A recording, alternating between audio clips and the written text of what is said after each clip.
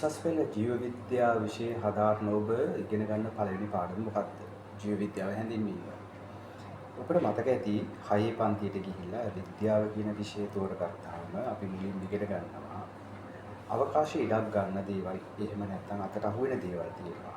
ඒ වගේම අවකාශ ඉඩක් නොගන්න දේවල්, ඒ කියන්නේ අපේ අතට අහු වෙන්නේ නැති දේවල් තියෙනවා කියලා සරලව ඉගෙන ගන්නවා.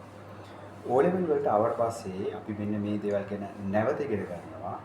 මේ අවකාශ ඉඩක් ගන්න දේවල්, එහෙම නැත්නම් අතට අහු වෙන දේවල්, ඒකට අපි කියනවා පදාර්ථය කියලා. අතට අහු නොවන දේවල්, එහෙම නැත්නම් අවකාශ ඉඩක් නොගන්න දේවල් ගැන අපි ඉගෙන ගන්නවා ශක්තියින් කියලා. උසස් පෙළට ආවට පස්සේ මේ පදාර්ථය ගැන වැඩිදුරටත් ඉගෙන ගන්නවා රසායන විද්‍යාවේදී. ශක්තියින් ගැන ඉගෙන ගන්නවා භෞතික විද්‍යාවේදී. එතකොට මේ ශක්තිය සහ පදාර්ථය කියන දෙකම එකතු වෙලා නිර්මාණය වෙන ජීවීන් ගැන ඉගෙන ගන්නවා ජීව විද්‍යාවේදී.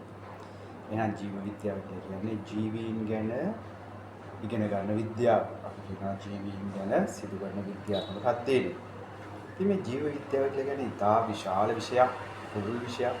ඒ හින්දා මේක ඉගෙන ගන්න පහසු වෙන ප්‍රධාන ශාඛා තුනකට බෙදෙනවා. කියන්නේ ජීව විද්‍යාව ප්‍රධාන කොටස් තුනකට බෙදෙනවා. ඒ තමයි ප්‍රධාන ජීවි කාණ්ඩ තුන, ශාක, සතුන් සහ ශුද්‍ර ජීවි. ඉතින් මෙන්න මේ කාණ්ඩ තුන ගැන ඉගෙන ගන්න, ශාක ගැන ඉගෙන ගන්න ජීව විද්‍යාව අපි ඒක හඳුන්වනවා උද්භිද විද්‍යාව විදියට. සත්තු ගැන ඉගෙන ගන්න ජීව විද්‍යා කොටස අපි ඒක ඉගෙන ගන්නවා සත්ව විද්‍යාව විදියට. ඇහැට පේන්නේ නැති අපි කියනවා මේ ඇස්, පියවි ඇස්.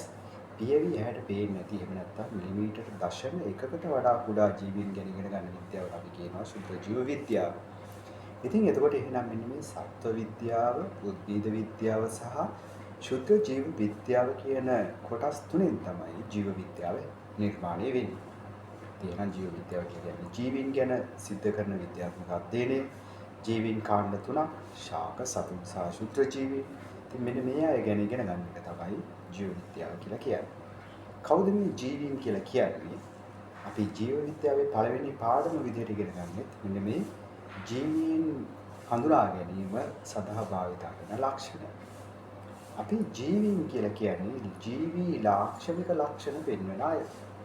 මොනවද මේ ජීවි ලාක්ෂණික ලක්ෂණ කියලා කියන්නේ?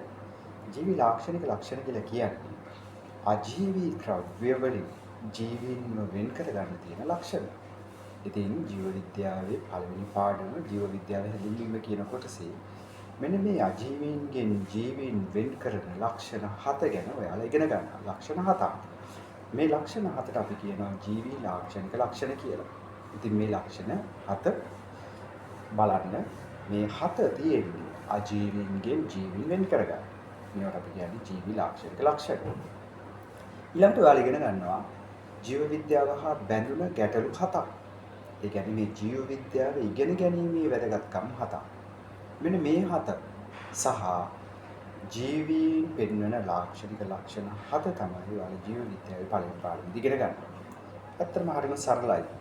දවසක පාඩමක්, කෙටිම පාඩම, පාඩම් 10 ඇතුලේ තියෙන කෙටිම පාඩම තමයි ජීව විද්‍යාව හැඳින්වීම කියලා කියන්නේ. ජීව විද්‍යාව හැඳින්වීමේදී තියෙන්නේ ජීවීන් පෙන්වන ලාක්ෂණික ලක්ෂණ 7 සහ ජීව විද්‍යාව ඉගෙන ගැනීමේ වැදගත්කම් 7.